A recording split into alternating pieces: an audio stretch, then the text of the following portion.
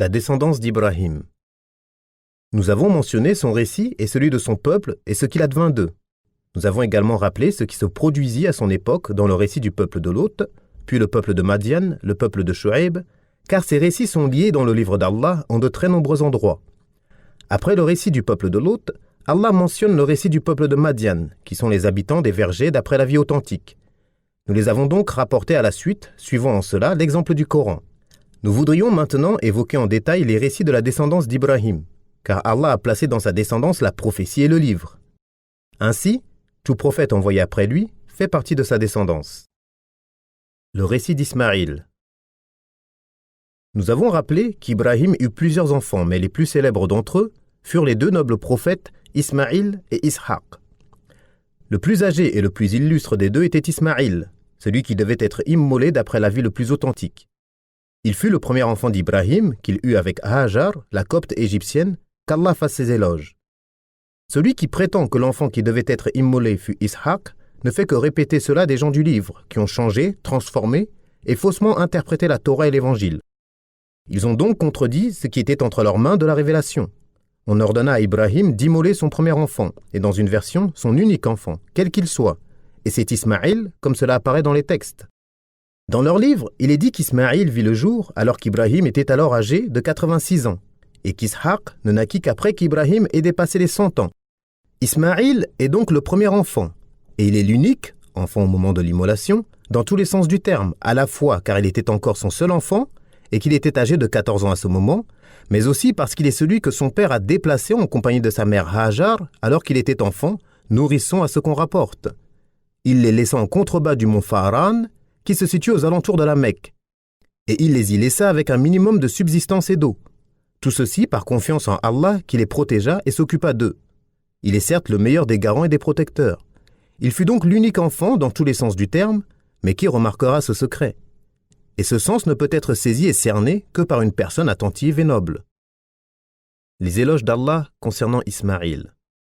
Allah a fait ses éloges et l'a décrit par la magnanimité, la patience, la fidélité au serment, l'assiduité dans la prière, le fait qu'il l'a commandé à sa famille afin de les protéger du châtiment et appeler les gens à l'adoration du Seigneur. Allah dit « Nous lui fîmes donc la bonne annonce d'un garçon patient. Puis quand celui-ci fut en âge de l'accompagner, Ibrahim dit « Ô mon fils, je me vois en songe en train de t'immoler. Vois ce que tu en penses. » Ismaïl dit « Ô mon père, fais ce qu'on t'a ordonné. Tu me trouveras, s'il plaît à Allah, parmi les patients. » Il a donc obéi à son père, lui promettant d'être patient, et il tint sa promesse et patienta. Allah dit aussi et rappelle Ismaïl dans le livre. Il était fidèle à ses promesses, et c'était un messager et un prophète. Il ordonnait à sa famille la prière et la zakat, et il était agréé par son Seigneur. Et rappelle-toi Ibrahim, Ishaq et Ya'qub, nos serviteurs puissants et clairvoyants. Nous avons fait d'eux l'objet d'une distinction particulière, le rappel de l'au-delà. Ils sont auprès de nous parmi les meilleurs élus. Et rappelle-toi Ismaïl et Al-Yasar et Dhul-Kifl, et tous sont parmi les meilleurs. Et Ismaïl, Idris et Dhul-Kifl, qui étaient tous parmi les endurants. Nous les avons fait entrer en notre miséricorde, car ils étaient vraiment des gens pieux. Nous t'avons fait une révélation comme nous fîmes à Nour et aux prophètes après lui. Et nous avons fait révélation à Ibrahim, Ismaïl, Ishaq, Ya'qub et ses descendants, Isa, Ayyub, Yunus, Haroun et Sulayman. Et nous avons accordé à Zabour, les psaumes, à Daoud. Dites, nous croyons en Allah et en ce qui nous a été révélé, et en ce qui a été révélé à Ibrahim, Ismaïl, Ishaq, Ya'qub et ses descendants, et en ce qui a été donné à Moussa et Isa, et en tout ce qui a été donné aux prophètes venant de leur Seigneur. Nous ne faisons aucune distinction entre eux, et à lui nous sommes soumis. Dites-vous qu'Ibrahim, Ismaïl, Ishaq, Ya'qub et ses descendants étaient juifs ou chrétiens?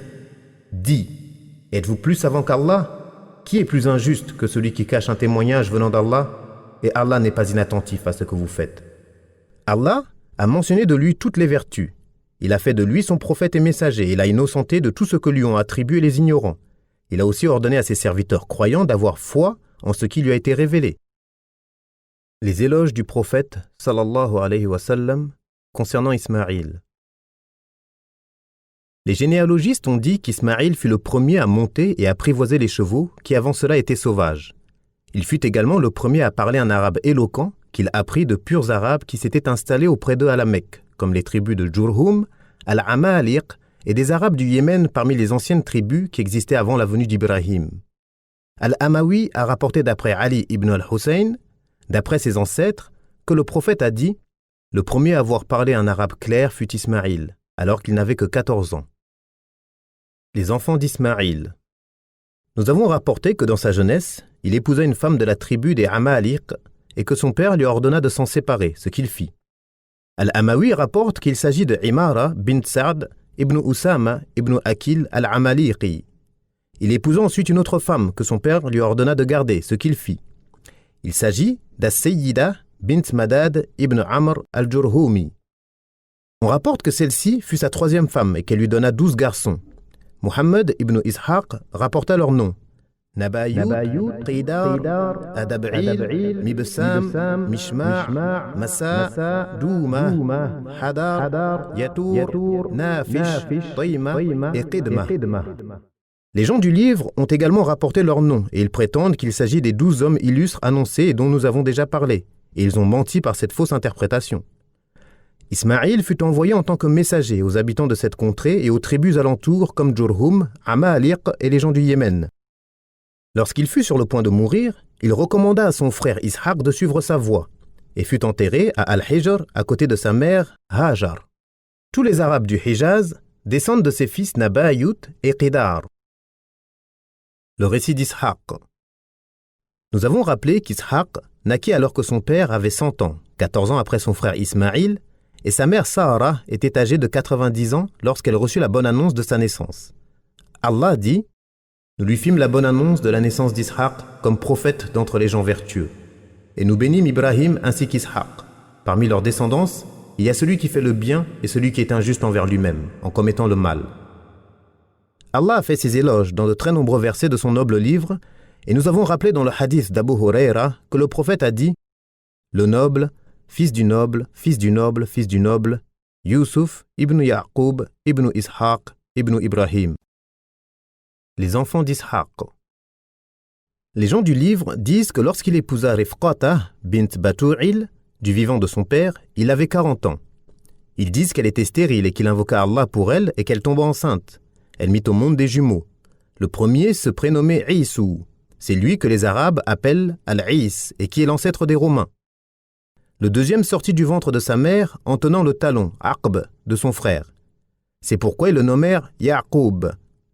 C'est lui, Israël, dont descendent les Juifs.